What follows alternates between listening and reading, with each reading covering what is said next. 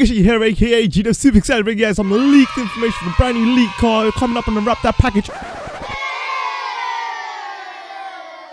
Higashi here, aka G-Unit, introducing Penguin Grand Prix.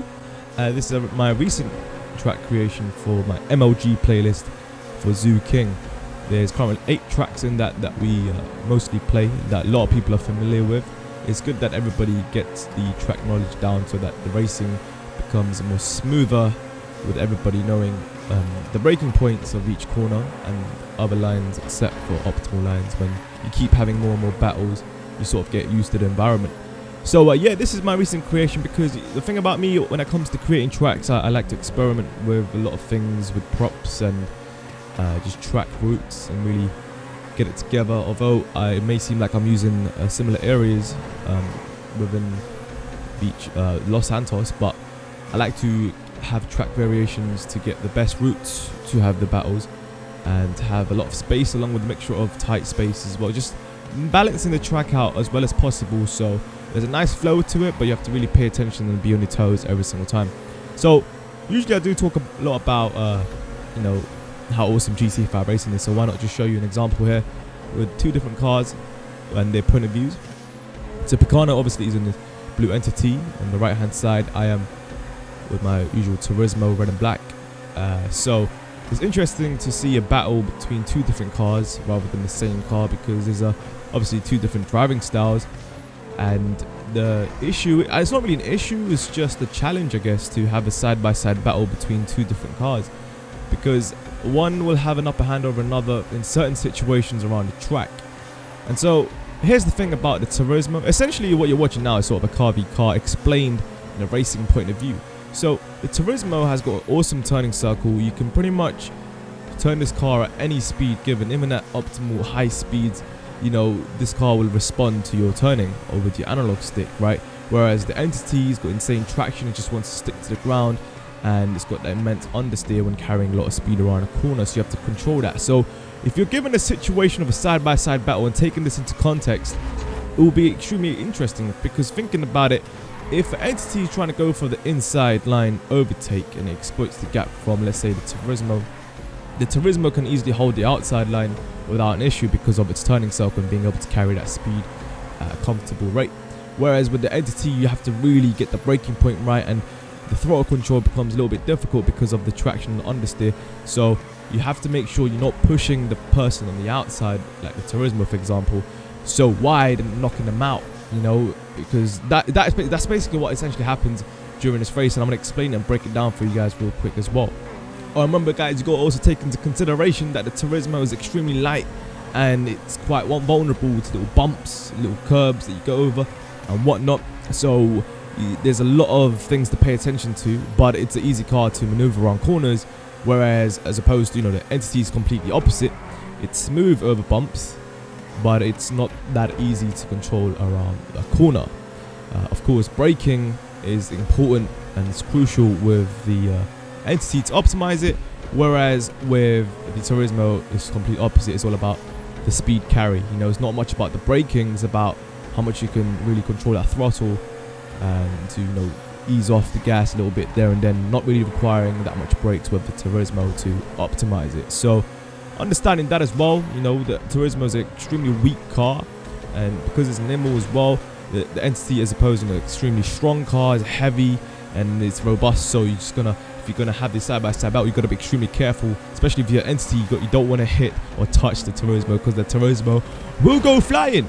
And you know, same thing with the Turismo. If you are using that and going against Entity, you don't want to hit the Entity, because the Entity will not budge and you will literally just spin out or just crash.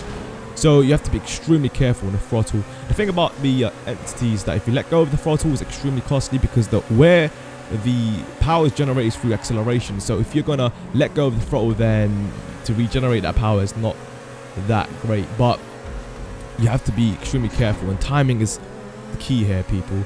So it's nice to see this point of view between the 2 and to see the battles going down. This is where the battle really starts to kick off. You know, a little bit of following at the start, but now different lines are being taken.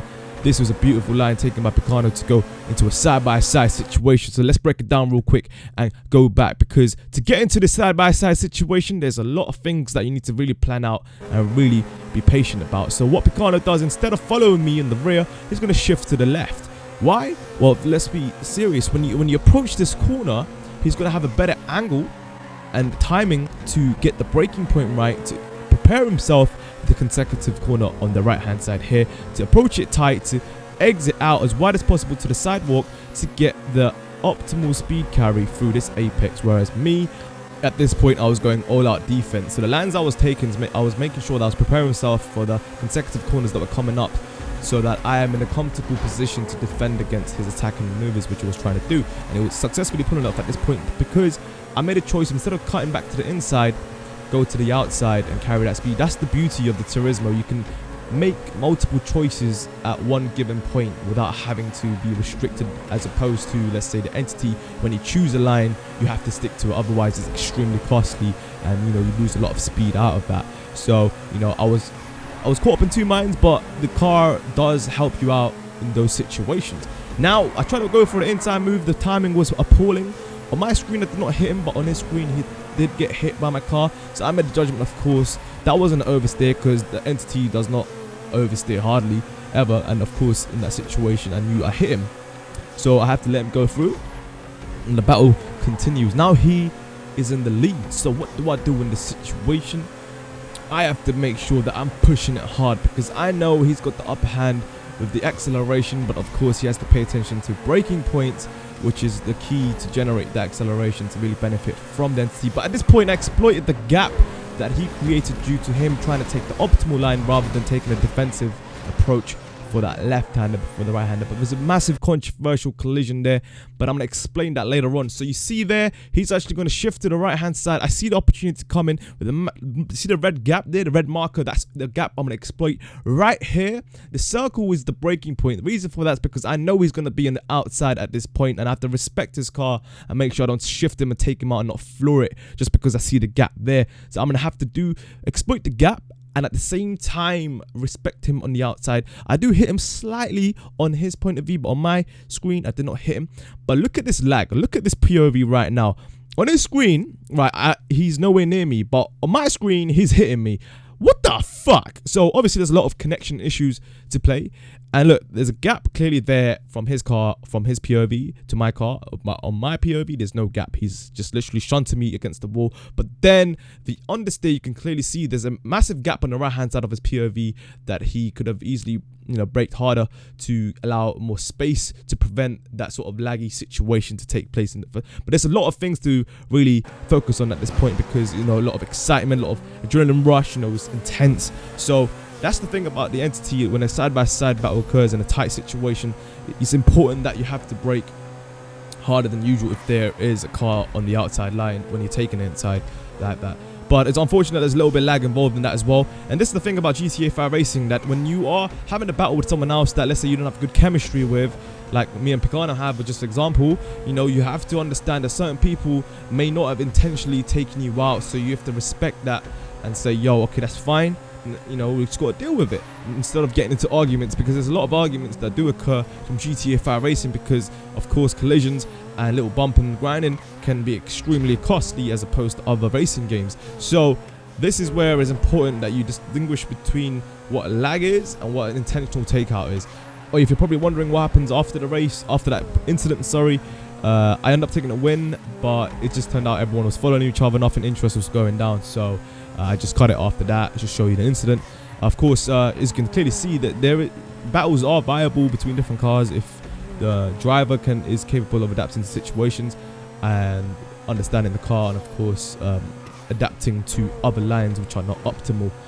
So yeah, it's certainly interesting between these two cars, man, because as you can see, they're extremely close, and they have the ups and downs in certain areas of the track. So really, it's what comes down to your personal driving style, what you're most comfortable with. The reason why I love the Turismo, because it allows the freedom for the driver to choose any line they want at any given point, and to recover in certain situations. If you're about to crash, just letting go of the gas, and the turning circle just completely does the work for you. But then again, of course, optimizing speed and speed carry is all about pushing the car as well, which can be quite risky because, as you know, the car is quite vulnerable due to its nimbleness and lightness. So yeah, man, entity on the other hand, very efficient, awesome traction, generates a lot of power through corners. Just got to get the braking point right. Then again, the understeer is there, which is sort of the downside to it. So it's a really nice balance between the two.